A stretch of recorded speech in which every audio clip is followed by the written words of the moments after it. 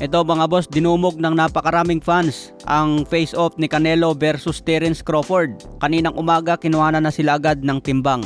Kaya itong pagharap nila ngayon at pagsampa sa weigh-in, parang palabas na lang para sa mga fans. Uso kasi ngayon na bago pa sila mag-face-off sa harap ng mga fans, kinukunan na kaagad ng timbang para mas mabilis ang face-off nila mga boss. Kitang-kita po natin yung katawan ni Terence Crawford halos pumantay na kay Canelo Alvarez. Pero ang kaibahan nito built-in kay Canelo na malapad ang katawan niya sa 168. Kung baga sa motor mga boss, 150cc si Terence Crawford na in-upgrade. Samantala si Canelo Alvarez stock na 400cc. Kaya magkakalaman ngayong linggo kung sino sa dalawa ang panalo. Medyo hati na ang prediksyon ng maraming fans ngayon mga boss dahil nakita ang katawan ni Crawford. Pinaghandaan talaga si Canelo. Bilib kasi tayo sa galawan ni Terence Crawford sa 147 pounds. Kung ikukumpara ang katawan ni Crawford sa 147 at ngayon sa 168 pounds, mapapansin po natin napakalayo na po ng diferensya. Kaya yung galawan ni Terence Crawford sa 147 maliksi, mabilis at may reflex. Ang tanong ngayon, madadala ba niya yung bilis na yon dito sa 168 pounds?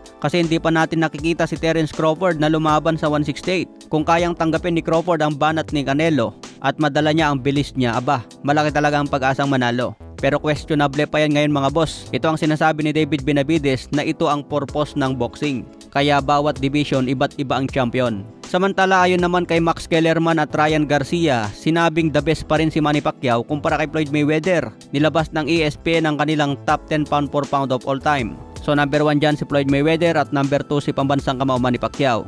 Ayon kay Max Kellerman, hindi raw siya papayag na mas mataas si Floyd Mayweather dahil mas deserve pa rin daw ni Manny Pacquiao ang number 1. Sinang-ayunan naman ito ni Ryan Garcia, mas mataas daw talaga si Manny Pacquiao dahil ginulpi si Miguel Cotto. Tinalo niya si Ricky Hatton sa isang suntok. Ginulpi si Oscar De La Hoya na parang walang nangyari. Sa ibang balita naman mga boss, tapos na rin ang final weigh-in ni Naoya Inoue versus Akhmad Aliyev. Parehas din nakuha ang tamang timbang sa 122 pounds super bantamweight. Kitang-kitang katawan ni Inoue mga boss, talagang batak. Ganon din si Murodjon Akhmadaliev, 8 ang kanyang abs. Masasabi natin na naghanda ng todo si Akhmadaliev. Sinasabi nga ni Akhmadaliev sa kanyang interview gusto niyang itumba si The Monster Inoue para mas makalamang sa puntos. O kaya mas maganda tapusin na ito sa knockout at wag nang paabutin sa hurado para sigurado nang mauwi ang mga 4 na titulo ni Inoue. Pero sobrang dehado pa rin si Murodjon Akhmadaliev mga boss. Kaya abangan din natin ito matatapos linggo ito ng hapon.